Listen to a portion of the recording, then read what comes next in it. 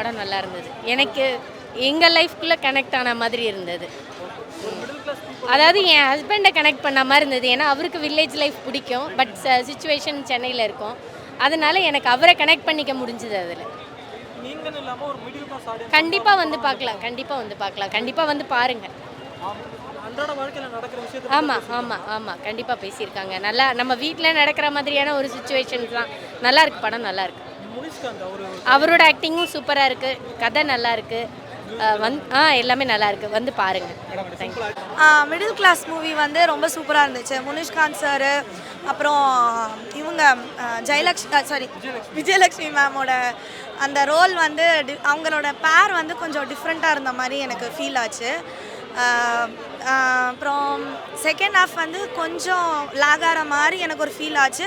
But first half நல்ல காமெடியாக போச்சு, ரொம்ப சூப்பராக இருந்துச்சு. அண்ட் ஆக்டிங் வைஸ் எல்லாருமே அவங்கவுங்க ரோலை வந்து நல்லா பண்ணியிருந்தாங்க. மியூசிக்கு வந்து மியூசிக் டைரக்டருக்கு வந்து டெபியூட் மூவி கேள்விப்பட்டேன். ஸோ அதனால் அவங்களும் அவங்களோட பெஸ்ட்டை நல்லா கொடுத்துருந்தாங்க. அதெல்லாம் வந்து ரொம்ப காமெடியாக இருந்துச்சு. ஒரு ஜென்ரலாக ஒரு மிடில் கிளாஸ்க்கு சடனாக ஒரு அமௌண்ட் கிடச்சிதுன்னா எப்படி இருக்கும், அதே மாதிரி ஒரு டென்ஷனில் வந்து நம்ம ஏதாச்சும் ஒரு பொருளை எங்கேயாச்சும் வச்சுருவோம். ஸோ அதெல்லாம் வந்து பக்காவாக காமிச்சிருந்தாங்க. அந்த சீன்ஸ்லாம் நல்லா இருந்துச்சு. கண்டிப்பாக கனெக்ட் ஆகும். மூவி ஃபுல்லாகவே யதார்த்தமாக தான் இருந்துச்சு எல்லாமே. அதான் அந்த பேர் வந்து கொஞ்சம் டிஃப்ரெண்ட்டாக இருந்துச்சு. மேபி புதுசாக பண்ணுறனால எங்களால் அக்செப்ட் பண்ண முடியலையோ அப்படின்ற ஒரு ஃபீல். பட் நல்லா இருந்துச்சு.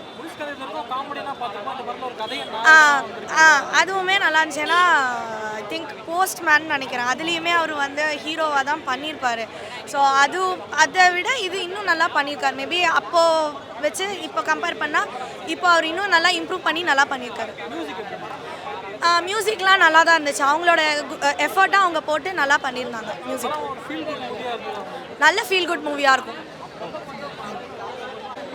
மிடில் கிளாஸ் ரொம்ப நல்லா இருந்துச்சுங்க. படம் ரொம்ப நல்லா இருந்தது. ஆக்சுவலாக வந்துட்டு கதை வந்துட்டு நம்ம ஒரு மிடில் கிளாஸில் எப்படி நம்ம ஒரு லைஃப்பை வந்துட்டு வாழ்ந்துட்டுருக்கோம் அப்படின்றத வந்துட்டு ரியலாக வந்து நம்ம ஸ்க்ரீனில் காமிச்சிருக்காங்க. ஒரு மிடில் கிளாஸ் ஃபேமிலி என்னென்ன விஷயங்கள்லாம் வந்துட்டு அவங்க கஷ்டங்களை ஃபேஸ் பண்ணுறாங்க, என்னென்ன டே டு டே வந்துட்டு என்னென்ன விஷயங்களை வந்துட்டு அவங்க வந்துட்டு ஃபேஸ் பண்ணுறாங்க அப்படின்ற ஒரு விஷயங்களை வந்துட்டு நம்ம ஒரு விஷயத்துக்கும் பார்த்து செலவு பண்ணோம், ஒரு விஷயத்துக்கும் கடன் வாங்குவோம், செய்வோம். ஒரு ஸ்கூல் பசங்களுக்கு ஸ்கூல் ஃபீஸ் கட்டுறதுக்காக விஷயங்களுக்கெல்லாம் கடன் வாங்குவோம். இந்த மாதிரி நிறைய விஷயங்களை வந்துட்டு நம்ம எப்படி நம்ம ஒரு டே டு டே வந்துட்டு நம்ம லைஃப்பில் நம்ம மிடில் கிளாஸ் லைஃப்பில் நம்ம ஃபேஸ் பண்ணிகிட்டு இருக்கோமோ அந்த விஷயங்கள் எல்லாமே வந்து ஸ்க்ரீனில் நம்ம பார்த்தா மாதிரியே இருந்தது. படம் பார்க்கும்போது எல்லாருமே சூப்பராக நடிச்சிருந்தாங்க, அப்படியே வாழ்ந்துருந்தாங்க. மிடில் கிளாஸில் வந்துட்டு நம்ம ஒரு மிடில் கிளாஸ் ஃபேமிலியாக இருந்த முனிஷ்காந்தாட்டாக இருக்கட்டும், விஜயலட்சுமியாக இருக்கட்டும், அந்த நடித்த எல்லாம் அது பர்டிகுலராக அந்த காமெடி கூட ஃப்ரெண்ட்ஸாக வரவங்க குரேஷி அண்ட் இன்னொருத்தர் அவருக்கு